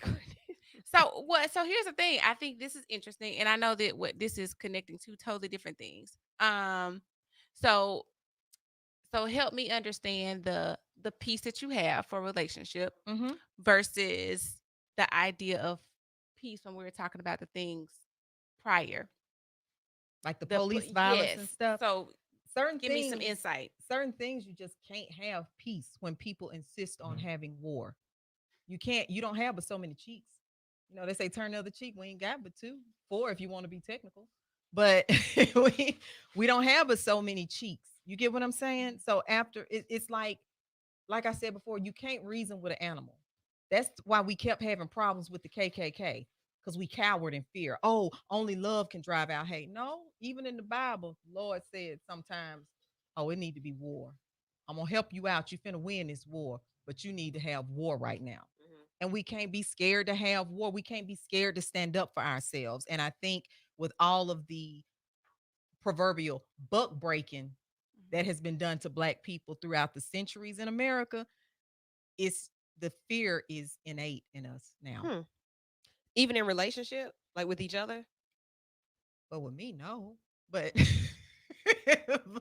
yeah, even in Lord relationships, have mercy. I think the fear is you know, it's something like when people are scared to lose each other. That part. So I want to go more in that direction for this conversation because you think about the peace and the Mhm. protection, like even from what we were discussing, and how love will make you do things. Love will make you stay. Love will make you take charges. Love will make you do all types of things and companionship, and it will make you stay. So the question about the grace is so important because, like, there's a grace period. Even on your job, you get 90 days. Right. You didn't perform well. This is your review, and it's just not working. This is not working for us. And I'm quite sure that there's some employer that would just love to have you. But for us, what we need here, It's not working. you ain't it. Why is that so hard to do? Because people are scared to be alone. Oh, okay. And they scared of failure, the perceived failure from the masses. Because if you break up with somebody, or if a relationship breaks up, oh, what are people gonna think that we broke up? I don't care what they think. You could say it's my fault. You could say I killed your Say cat. I'm I don't care. crazy. Say whatever you want to baggage, say. drama. I don't care. Just long as you saying bye. And a lot of people, they feel like if you're single, that means you're lonely. Being Right. single does not mean you're lonely No, no, at no. all. And so that's another term like, oh, you lonely, you miserable, you bitter. No, I'm not. I'm Mm-mm. happy and I'm at peace. And I'm learning myself, I'm learning my worth. So when I do feel like dealing with somebody, I know what I'm gonna take and well, And that way you can tell if a person's going to add to your right. happiness as opposed to taking some of it away. Because your biggest competition is me. It's not this man and that man. It's me. I'm the biggest competition. I Mm. know what I want, what I don't want, what I'm not going to take. So if What you I come desire in and and what I disrupt deserve. it, then okay, you don't add nothing to me. So why you here? Right. I'm adding to you. Are I'm y'all adding too hard happiness on to your people? life. Me? Yeah. No, but I, No. I learned a while ago to think with this Mm-hmm. instead of thinking with Yeah, this. Okay. logic over emotion. You Hmm. can't have all that emotion You dealing got to with stuff balance because out. You got that to balance yeah, out. that'll keep you in some stupid situations. Sure I will. love him. Yeah, but he picking up his girlfriend in your car every time you go to work. Oh. Jody. So Right. So there was a lot of back and forth on one of the Instagram pages that I follow, but there was this girl who posted that men um it basically was alluding to the idea that men love harder or stronger, Mm. smarter ish I than think I women. saw Did that. you see Yeah, yeah, that? yeah, And yeah, yeah. basically she was implying that we get stuck on timelines and how long I've been wasting time, and Oh. men don't get They don't care how caught long up. it's been. They don't get caught up in that. Like that they're focusing on more so, is this someone that I can spend the rest of my life with, the like qualities and attributes and Okay. and those kinds of things. They Um can have babies till they 100. That's That probably too. that's they probably the swim or difference. swim for a long time, don't You they? know, like Yes, a we lot have of them. we gotta get some time. Maybe that's that. Well, and then so I was watching another clip. There's a couple. I cannot think of their names right now, but the woman, and in him were um talking about the idea that a man knows right away if the woman that he's courting or dating is someone that he wants to wife. And so, people have thrown out this whole 6 month marker. And so he was like, I don't know where people got that from, but he was like, you need to get that out of your head, Mm. because the idea that you feel like within, a week or two, a month, that you can really make the decision that this is the person that you want to spend the rest of your life with, that you can make that decision in such a short amount of time Mm-hmm. is absolutely false. So this idea around timing, and I guess how long this grace period is going to last, is becoming a hot topic. It is. Okay. I feel like don't be in no hurry, man, because you'll end up with some a Dr. Jekyll and Mr. Hyde Okay. situation, man. Mm-hmm. No, don't be in no hurry. Right. Figure it out first. Figure it out. It's Like two sides. It's two sides to all the coins too, though. Like I'm figuring it out, and you know, I wrote something about this where I started to realize from having multiple conversations with couples and people who are having issues, and we want to get married now. And I kind of get that when something is good, you want to secure it then. True. This is on sale now. I don't want to go to another store and I come back and it's gone, or y'all done went back up on the price, or you lost the. I need this now. And I really get that. I do get that as well. I see that perspective as well, but I've seen a lot of mistakes with that now. Now. Yeah, and you Now. definitely see. I mean, in my work, I have seen the now work.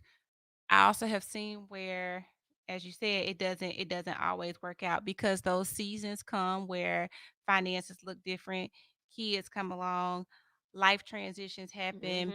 Hmm. Um, you know, Somebody gets catastrophically ill. We're So dealing with so parents. so There's now so now many what? dynamics Right? that come, that look different than what it did when I really started liking you and loving you in those first, that first month or two. Yeah. So I think that that's what people speak to when they're thinking about the the time. It's like, let me see what we will really endure. And so I think either way is fair. I from a clinical perspective, Hmm. I definitely think that time is necessary. Um, However, I also have seen, like I said, people decide that it's on sale, and I want it now. But Also, sometimes I say by the sale is like if I got it, I could pay full price for it. So I don't You necessarily have to be able need to to. buy it twice. Can you buy this twice, Courtney? No. I'm just saying. That's just something I learned on the Vital Show when the people were on there talking about money and stuff. Like if you can't buy it twice, you don't need to put it on your credit card. I learned that Yeah. because I listen to Vital every Sunday night at 7 on B94.9 WATV. Eddie, you're the man over there. What do you have to say to this? Are you in a hurry? Has there ever been a rush for you to make a decision about like partnership or companionship or any of that? No, no, that's actually been my downfall, probably. Oh, I love your honesty. Okay.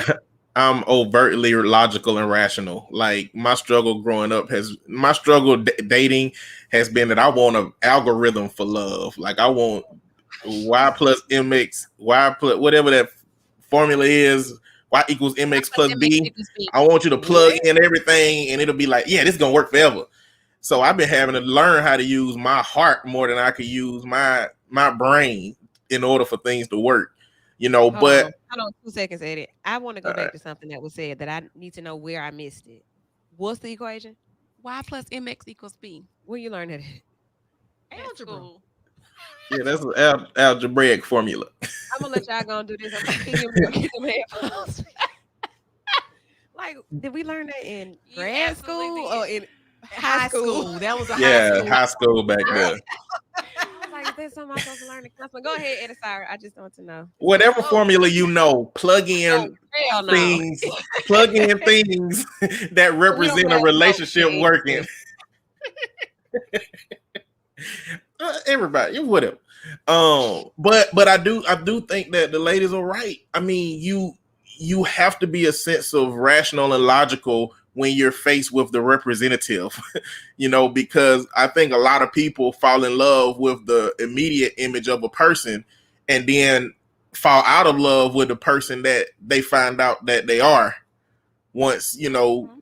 the representative is gone. And so now you got time invested.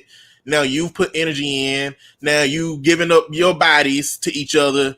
And now you are in a cycle of staying together because of all of these investments that you made, but you really didn't have the conversations that you should have had early on to find out if this person was compatible with you.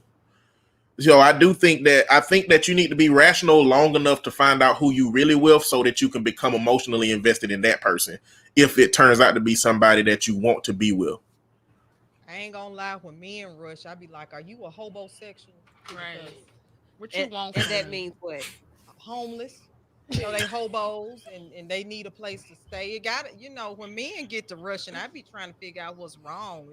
You a psychopath, you homosexual, some.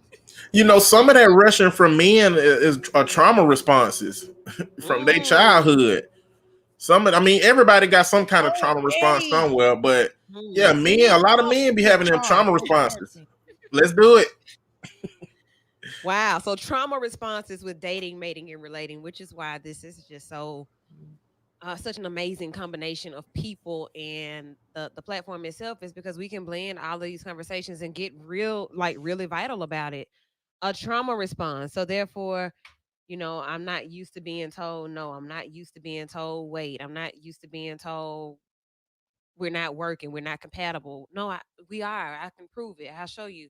Uh, Trauma responses. Speak to that. Like, how does that happen?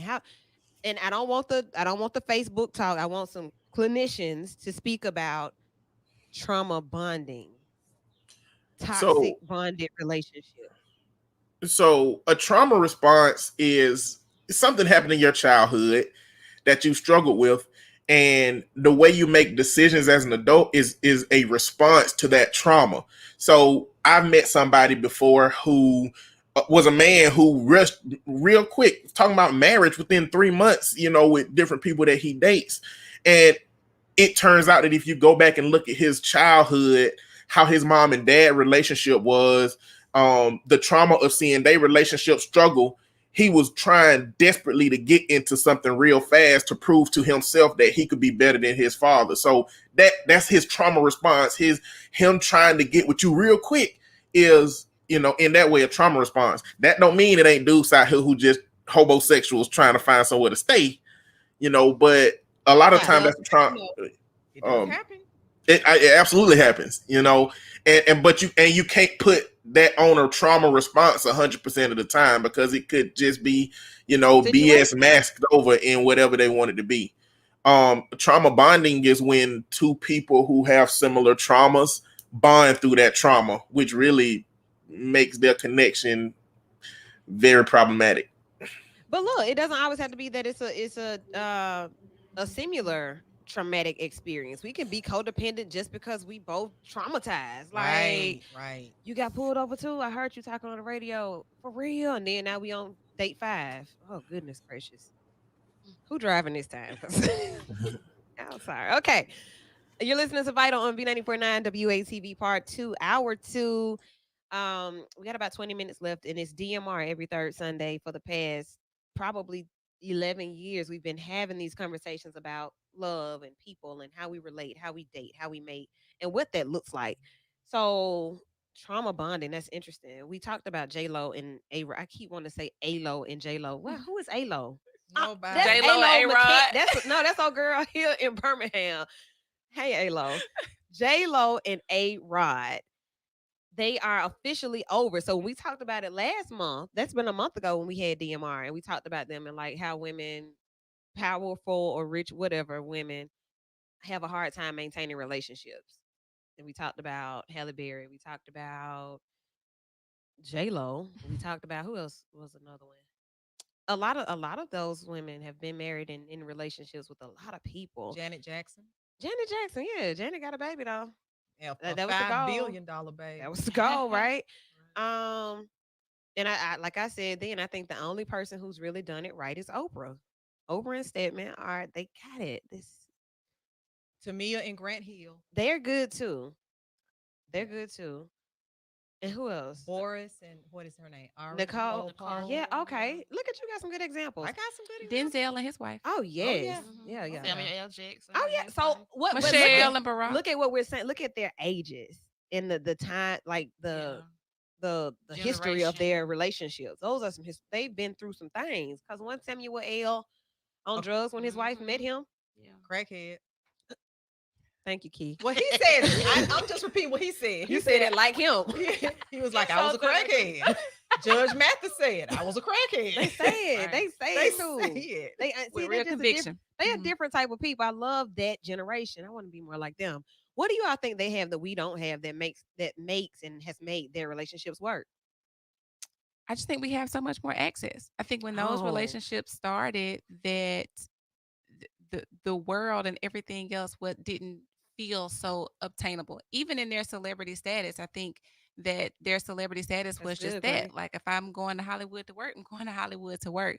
And I think now we feel like we have so much access to other things and other people, um and I just don't know if it was necessarily that way. I mean, the story of Michelle and Barack is just um, seems so organic and so in tune to one another, and That's the not word, organic. and not so focused on everything else and seeing everything else. And even if you're not deliberately trying to access everything else, it's just Mhm. right now it's all at our fingertips. And Man, so even if what? I'm going to promote my job, I can't help but look at the Instagram wannabe, like, oh yeah, she looked nice too. So then, the temptations of everything else out there, the potentials, um, are hard for the natural. You For know the what I'm natural. what that makes me think about when you say access, it makes me think about the any of the most previous. And when I say most previous, I'll say past 5 years in any type of situation or relationship that I've been in. What were those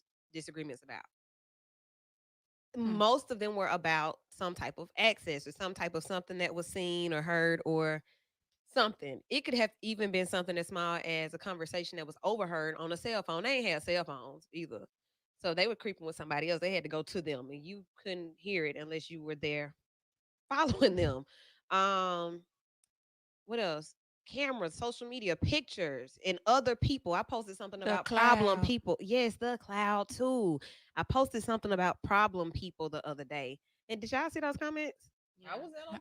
I had to talk. And I saw one and I was like, that's true. But it was only like it was only one that was different from everybody else's. Make that person disappear if you delete them or you block them on social media. It's just stopping you from seeing what you're seeing. So let me tell y'all the backstory. Well, no, I'm not gonna tell you the backstory. I'm just tell you about the post. The post said, if your partner, if there's a problem person, or if you and your partner identify someone as a problem person for your relationship, should your partner delete them from social media?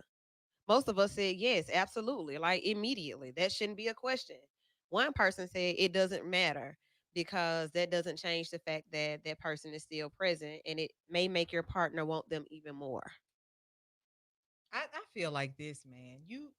Even your partner know that's a problem person. Your partner Yes. see that's disrespect. Yeah. So I don't even think it needs to be a whole conversation. It should be, I saw that, I don't like it, so you just gonna decide how you gonna handle it. That right You there. get what I'm saying? It's Yeah. like, it makes me uncomfortable. This broad is disrespectful. Mm-hmm. You got to make a choice. Like I want to like 'Cause the I'm status, not. but you not already liked it. I want to love the picture. You not already loved it and then commented on it. So like, what we doing?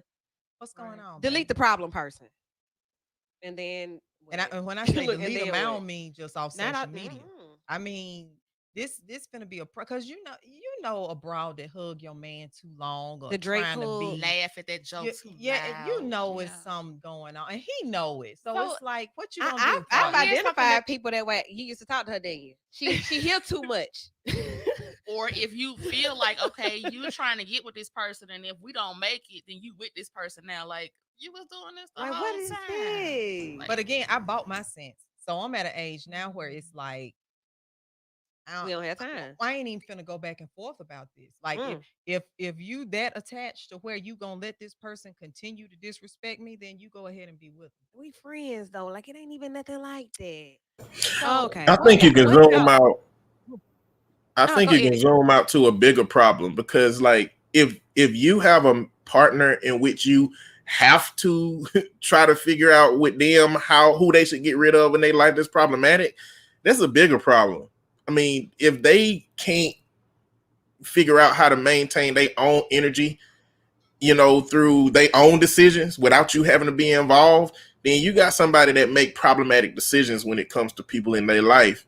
And the question you should ask is if you could be in a situation where somebody continues to make decisions that you gotta micromanage, by saying, that's why what is I'm this person saying. in your life? Yada yada. Yeah, that's what Key's saying. Like That's what I'm Key saying. said she over it. She done, she don't got the energy for that.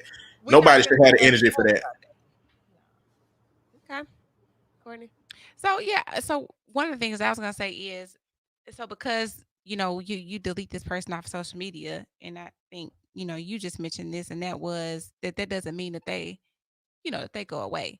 So I've grown, and so I'm not who I used to be.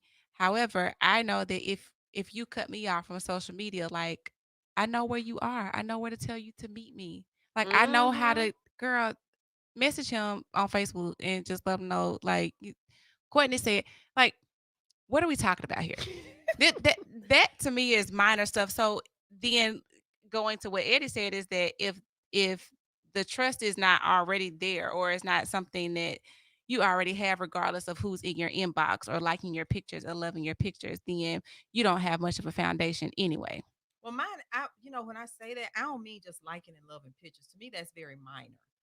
Right. It would have to be like blatant disrespect. Comments Yeah, and it would okay. have to be where it's just blatant. You way out of like, line. You way out of line, man. And is this what we doing?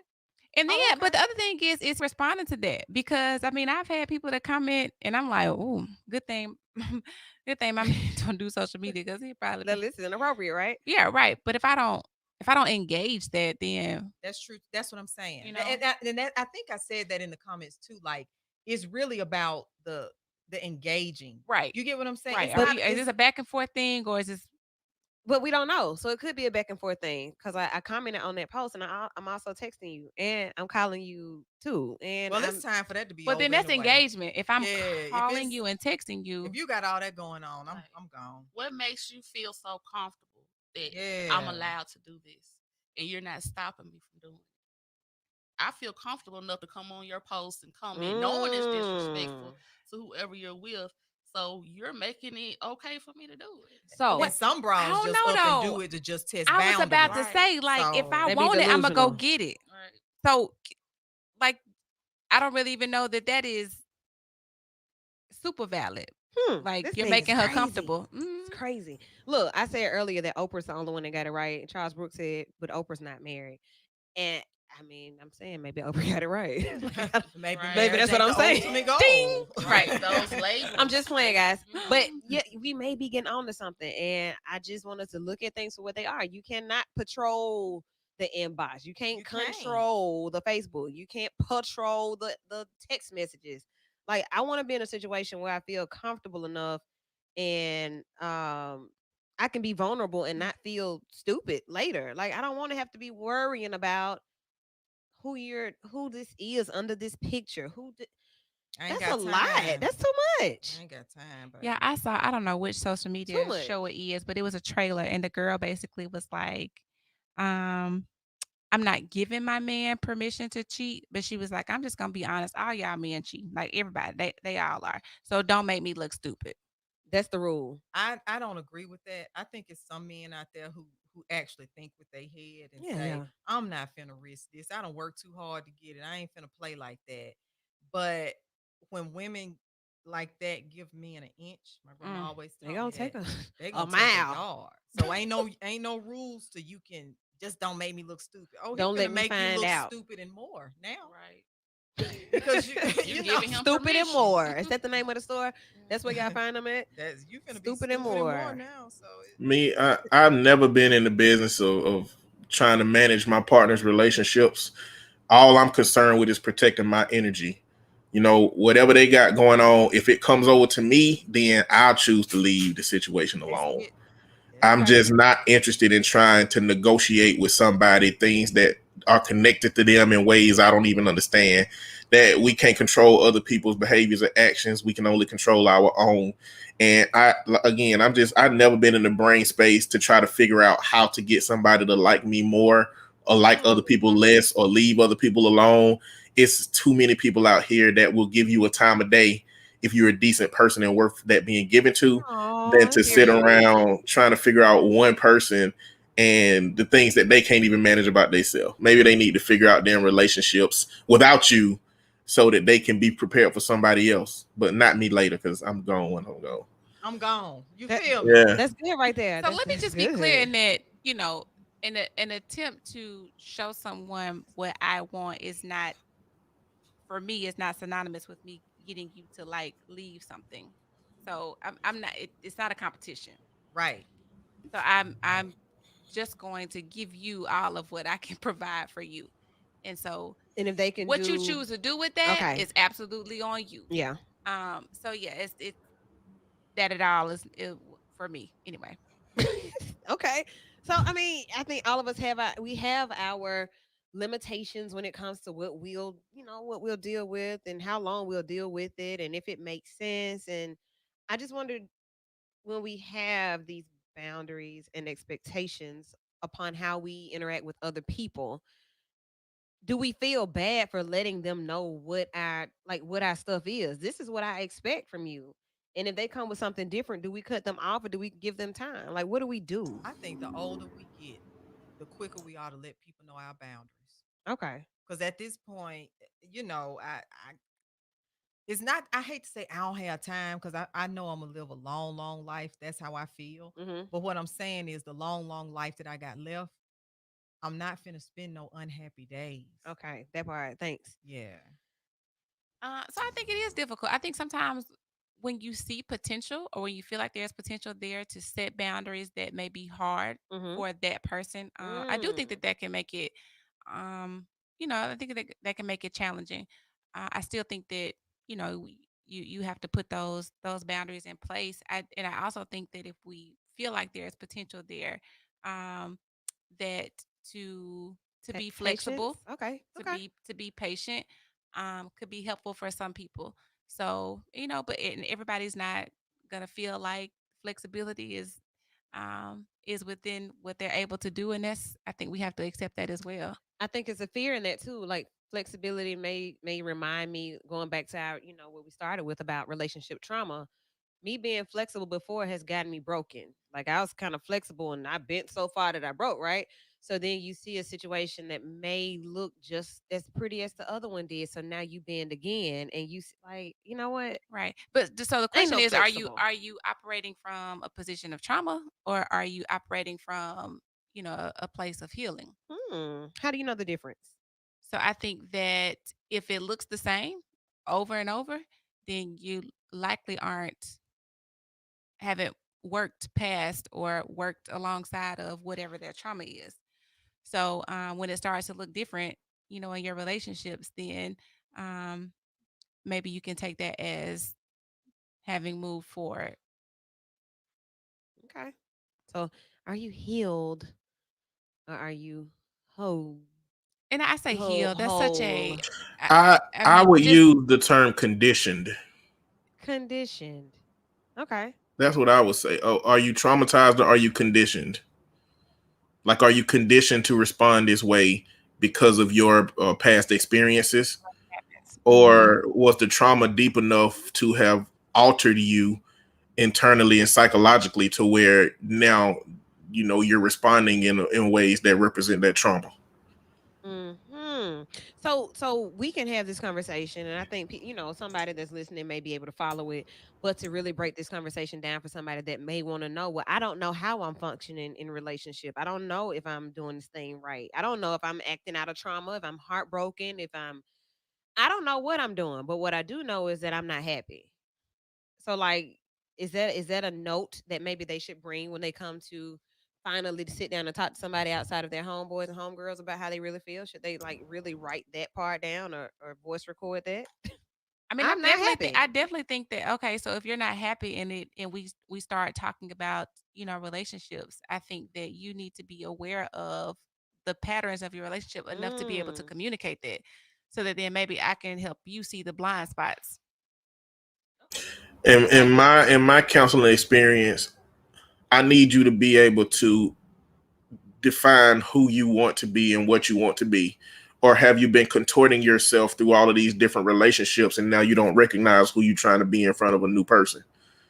what was Like, that? define who you are and who you want to be first, and then act on based on that principle. That's what leads your decisions with people, is being who you want to be. Because there's a lot of people out here in relationships who done twisted and turned themselves to accommodate a bunch of different stuff based off of what happened last time and don't know what in the world they looking at when they see themselves in the mirror.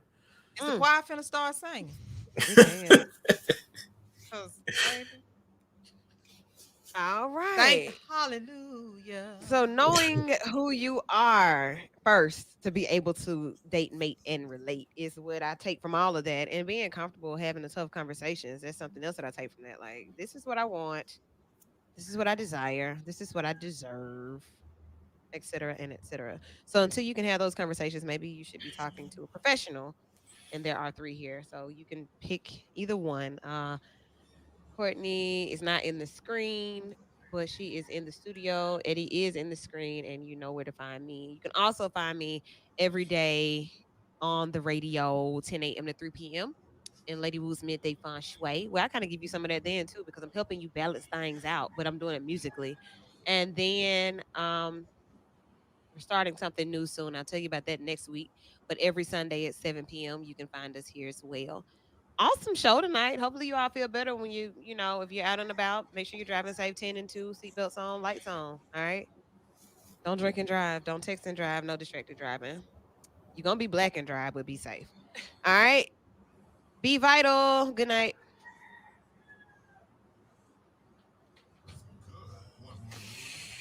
Look at, she made it 2 hours.